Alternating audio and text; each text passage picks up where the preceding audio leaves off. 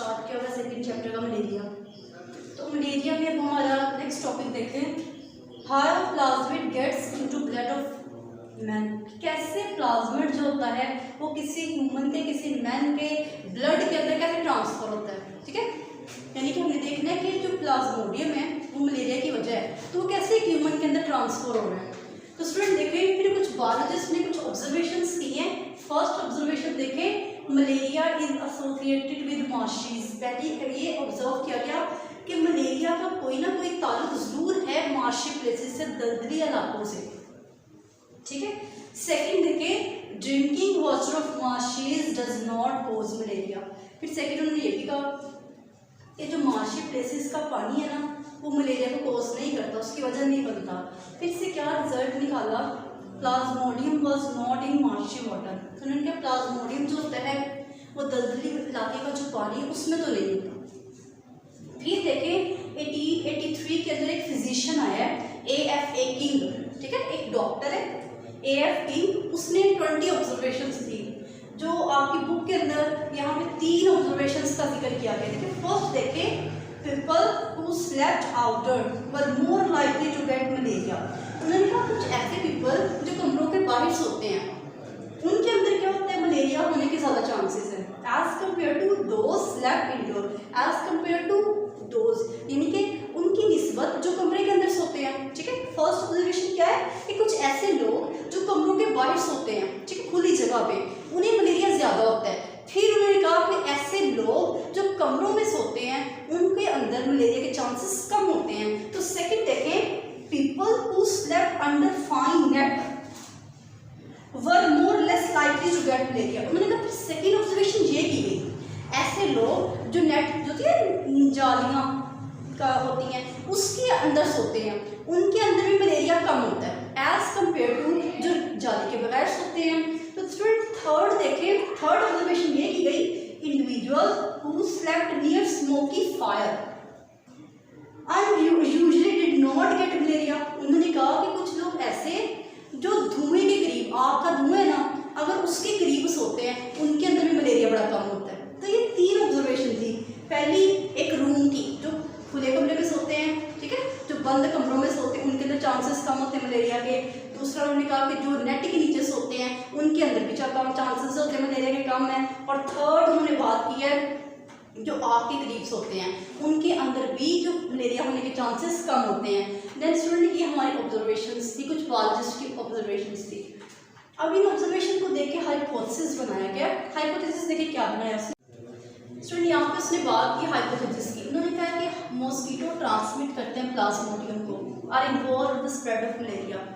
मच्छर के जरिए प्लाज्मोडियम स्प्रेड होता है जिसकी वजह से मलेरिया होता है। अब ये भी क्वेश्चन भी तो आ सकता है ना कि मच्छर ही क्यों प्लाज्मोडियम को फैलाते हैं, मक्खियाँ भी तो हो सकती हैं। स्टूडेंट देखिए अगर इसको ऑब्जर्वेशन से कंपेयर करें तो यहाँ पे हमने बात की थी कि मलेरिया का मार्शी प्लेसेस में कोई ना कोई ताल्लुक है।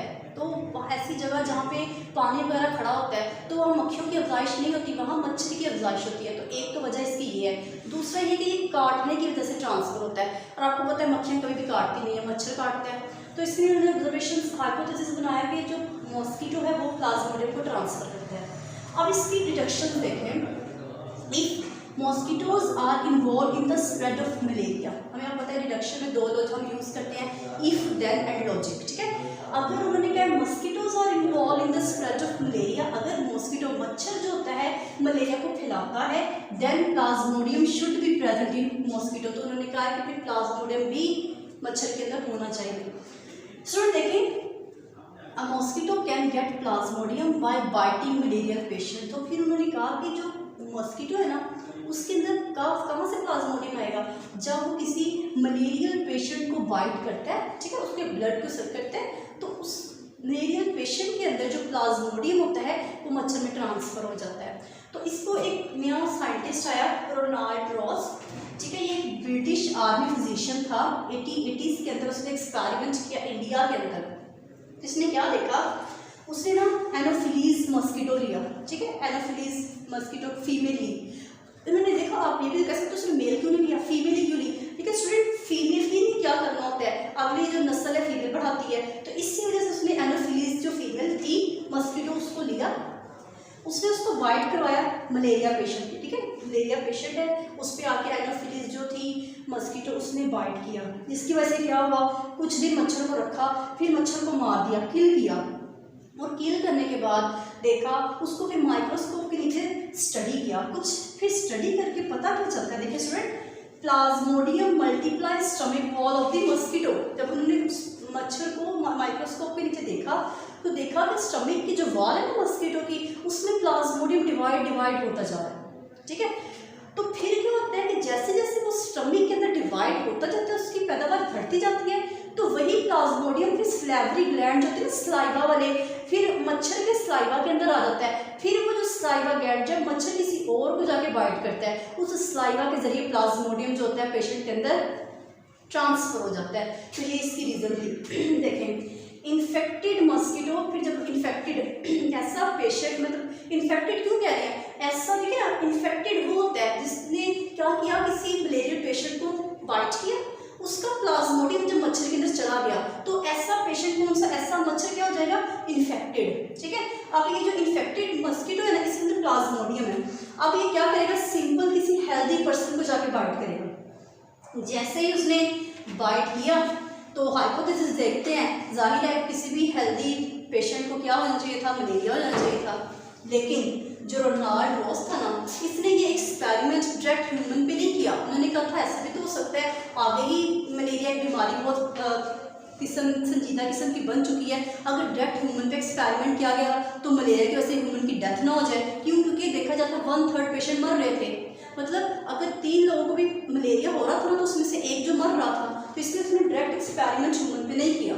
उसने रोज ने क्या किया, उस एक्सपेरिमेंट को करने के लिए, क्या वाकई ही मैं जो कह रहा हूँ मेरी ऑब्जर्वेशन ठीक है भी कि नहीं, उसने एक स्पैरो ली है, ठीक है, देखिए स्टूडेंट, उसने एक स्पैरो ली है, फीमेल क्यूलिस मॉस्किटो, सेम वैसा ही उसने एक मॉस्किटो लिया है, ठीक है, क्यूलिक्स के नाम पे। उसने क्या किया, उस मॉस्किटो को बाइट करवाया इन्फेक्टेड, यानी कि ऐसी स्पैरो को जिसको ऑलरेडी मलेरिया था, ठीक है, मलेरिया वाली स्पैरो थी, उस पर मच्छर ने क्यूलिस मॉस्किटो की जो फीमेल है उसने जाके बाइट किया।